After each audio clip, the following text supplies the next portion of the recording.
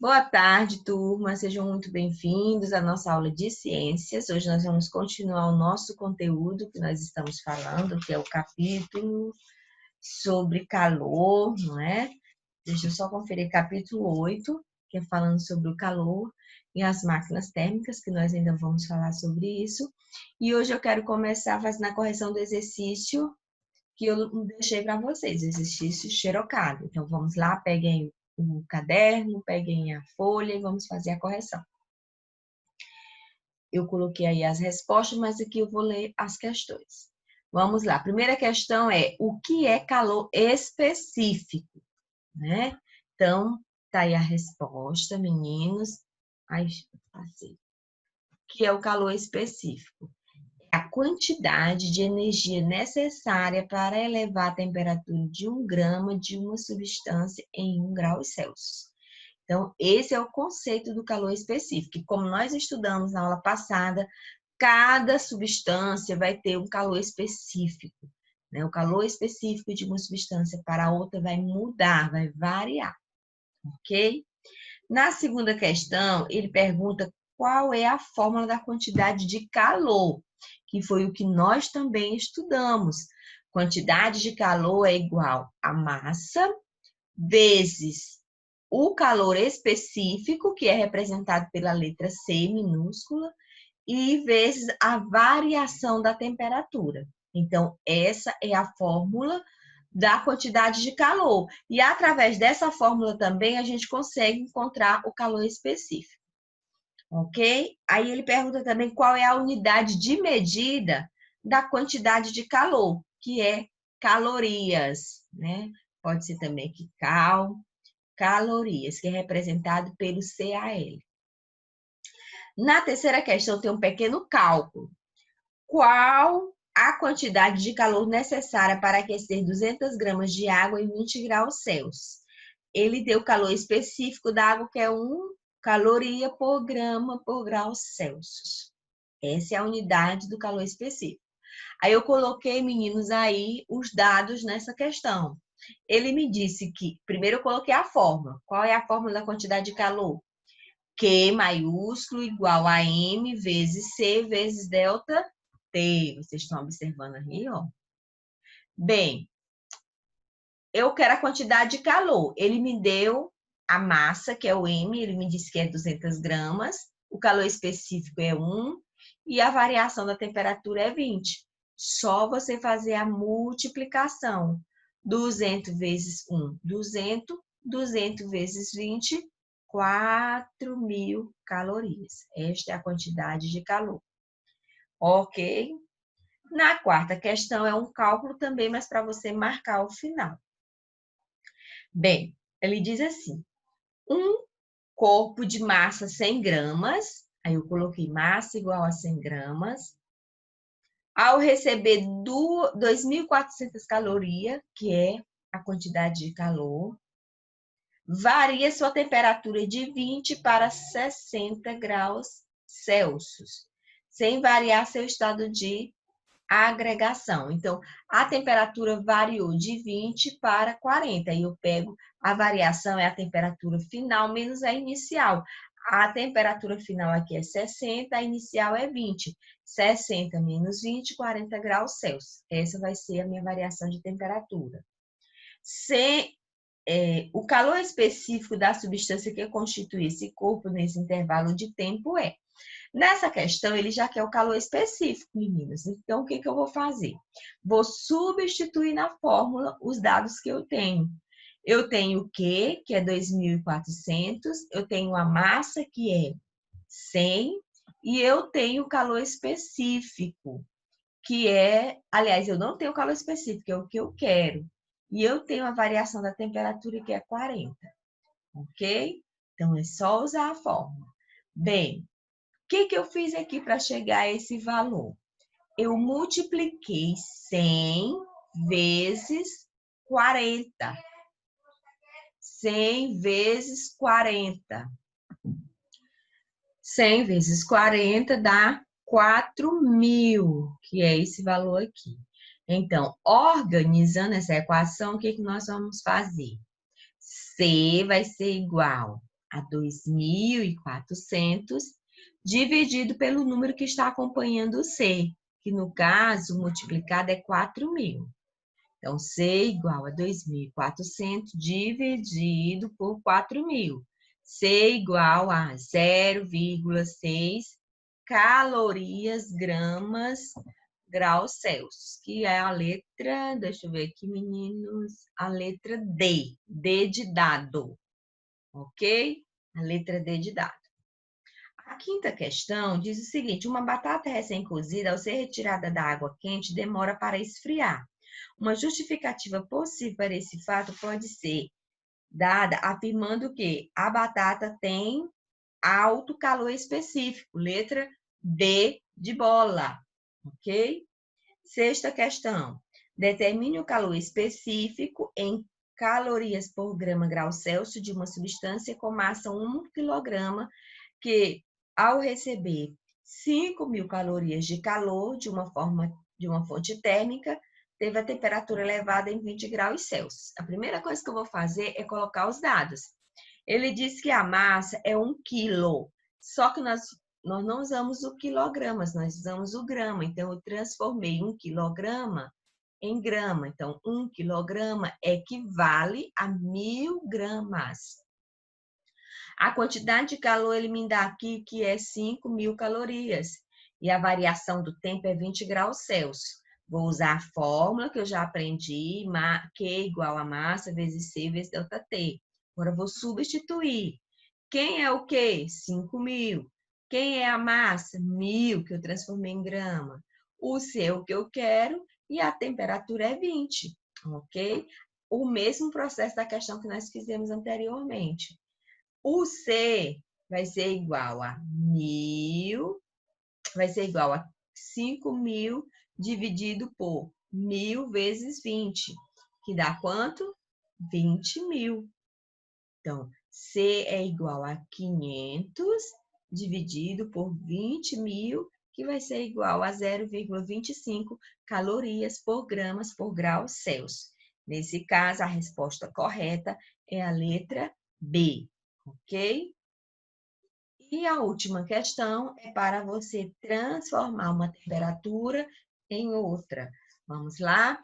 A letra... Aí, gente, nós vamos usar aquela fórmulazinha que eu coloquei na aula passada, essa relaçãozinha aqui. Bem, na letra A, eu vou transformar 38 graus Celsius em Fahrenheit.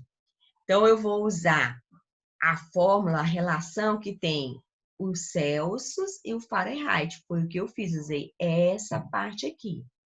Meninos, como é ruim para me digitar, eu coloquei a barrinha.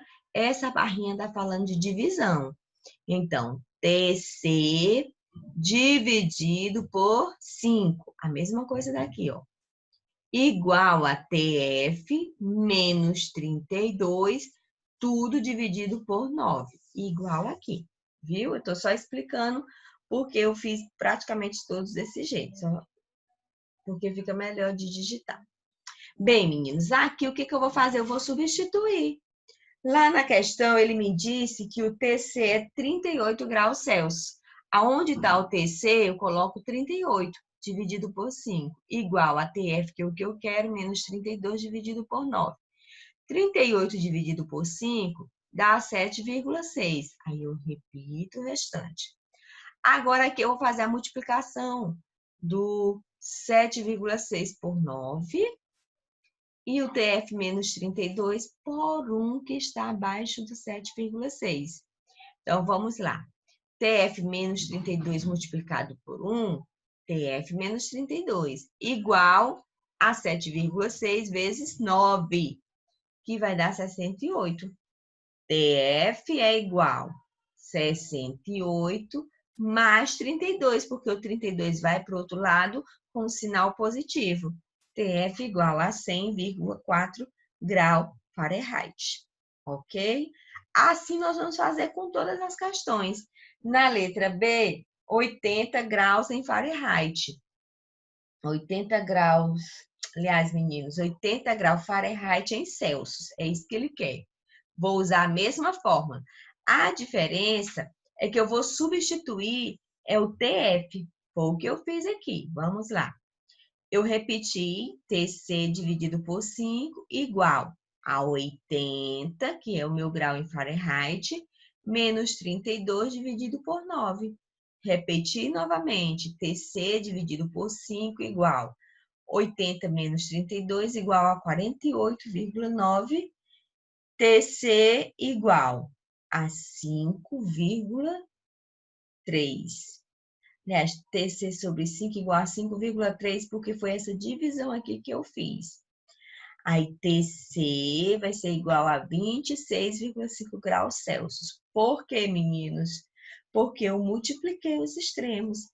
Então, TC foi multiplicado por 1, que estava abaixo do 5,3, e o 5,3 foi multiplicado por 5.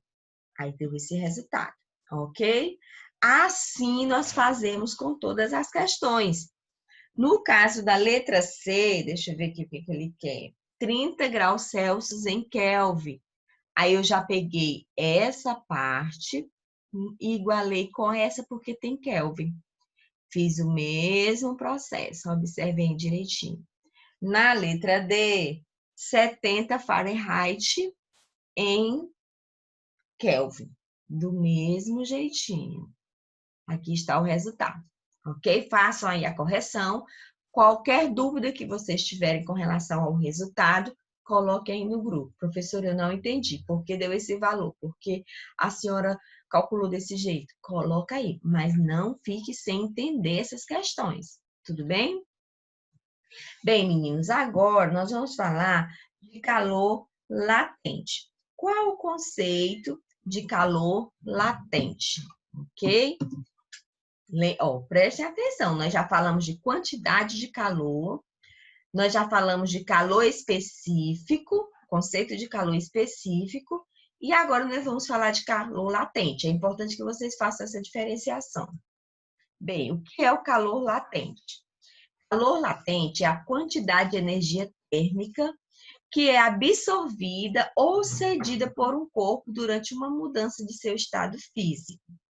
Isto é, a quantidade de calor por unidade de massa necessária para que ocorra alguma mudança de estado físico do corpo.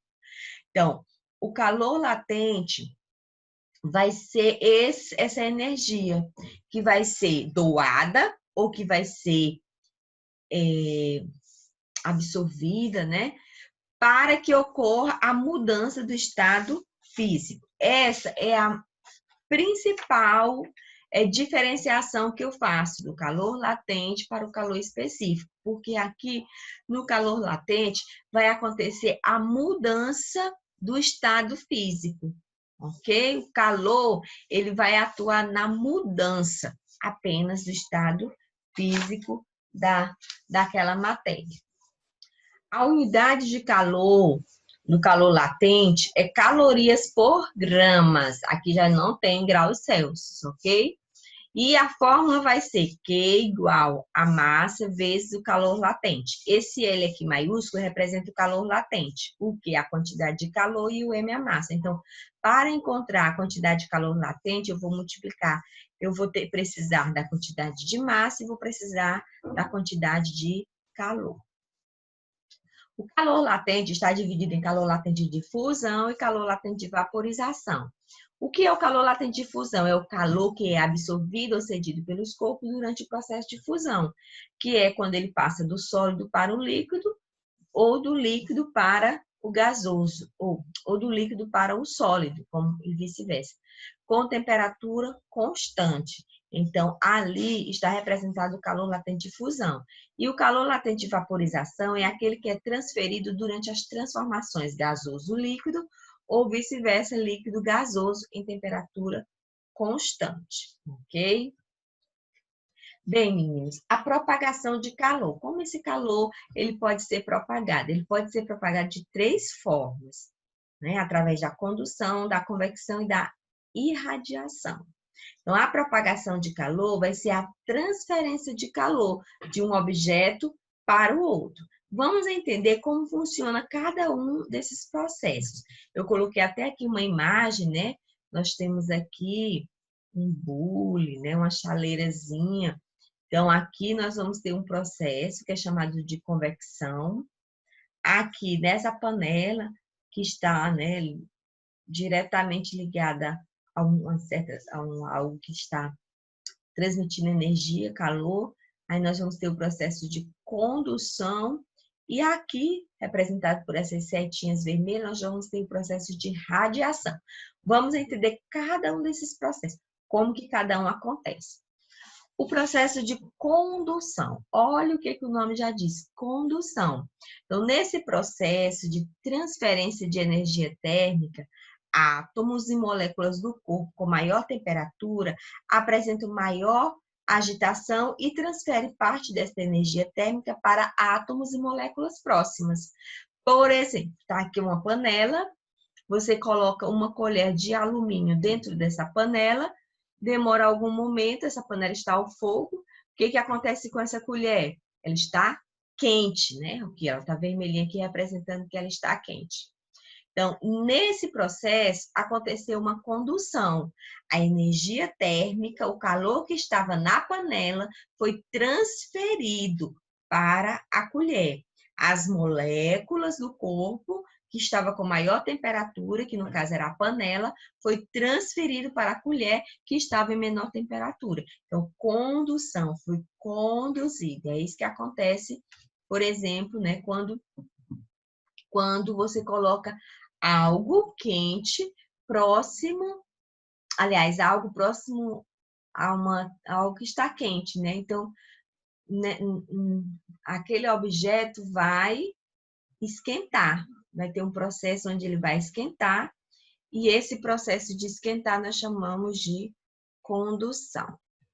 Outro exemplo que nós podemos dar desse processo de condução é o ferro de passar. Quando você está passando uma roupa, as moléculas que estão no ferro, que está quente, é passado para a roupa, não é? Outro exemplo que nós podemos dar é quando você coloca um café numa xícara. Então, o café está quente, e aí se você pegar na parte externa da xícara, a xícara também está quente. Por que a xícara está quente? Porque a temperatura, não é, o calor que estava na xícara foi passado para que estava no café, foi passado para o lado externo da xícara. Ok? É só vocês lembrarem. O processo de condução térmica é aquele que é transferido, que é conduzido, que é passado pelo contato de um objeto com o outro. A propagação por convecção térmica é um processo de transferência de calor que envolve a formação de correntes cíclicas por causa da diferença de temperatura entre as partes superiores e inferiores. Como eu mostro aí nessa imagem, né?